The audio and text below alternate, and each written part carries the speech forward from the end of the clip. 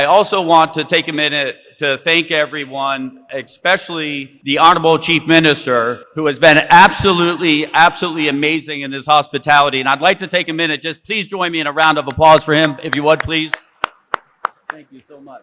In addition to thanking him, before I get into why I'm here today, I also want to thank every other individual that I've crossed paths with in the short time I've been here, because I've never been so graciously welcomed anywhere, and I've never received such a level of hospitality and graciousness. Now, this has caused a problem for me back home, because I immediately called my wife and my staff, and I let them know from now on, anytime I enter a room, I expect to be greeted by beautiful flowers. It did not go over so well with the wife. But in all seriousness, it has been an absolute treat the last 2 days. The hospitality is something that I was just not quite expecting. And in addition to the hospitality, the other thing that has just candidly blown me away is the growth that I've seen and experienced just in the last 2 days here. And a lot of people know me from one of the most recent transactions that I've completed, and that was bringing public a platform in the States called True Social. And as many of you may know, True Social, our largest shareholder is Donald J. Trump, and I went from the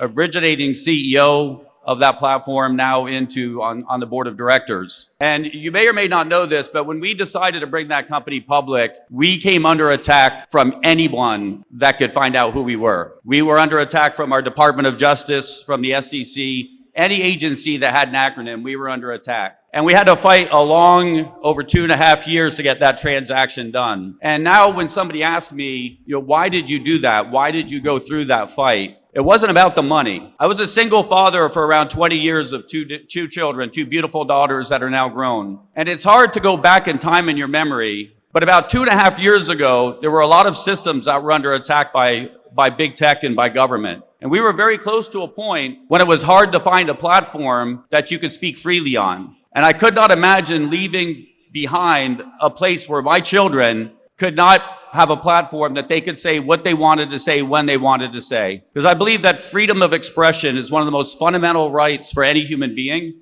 And without the ability to speak our minds and to speak, it leaves us with very few options to resort to. And so now that we've moved on from that investment and we're looking forward to our next stage of investing, we look at what are we looking to invest in and why are we looking to invest?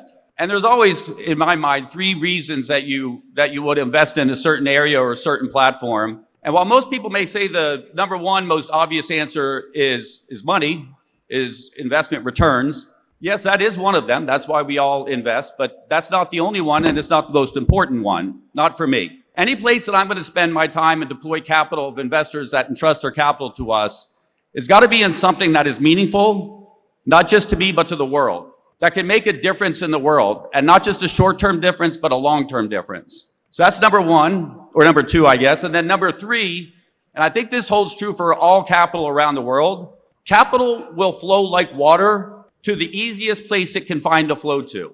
So when you're looking to make an investment, you look for a place where you know your investment will be received and well received and welcome. And what I've seen here in the last 2 days, after my good friend has been asking me to come here to visit for many months, and I had delayed, and now so grateful that I finally came, is that the Honorable Chief Minister has made it absolutely clear that our capital will be welcome here, and that he is open for business, and that this is a place that is on the rise.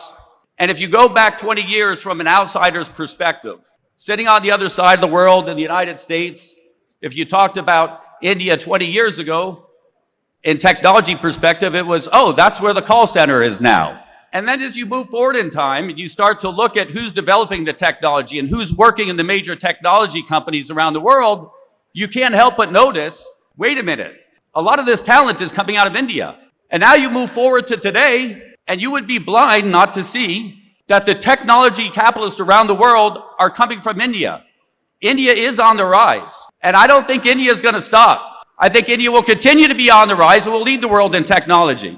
And I think it's important that we find ways to invest together and to work together. And so I am very excited to have been presented the opportunity to come here. We have seen technologies here that I'm very excited to invest in. And I would like the Honorable Chief Minister to know that over the next 10 years, it is my intention to deploy through our organizations up to 1 lakh crores.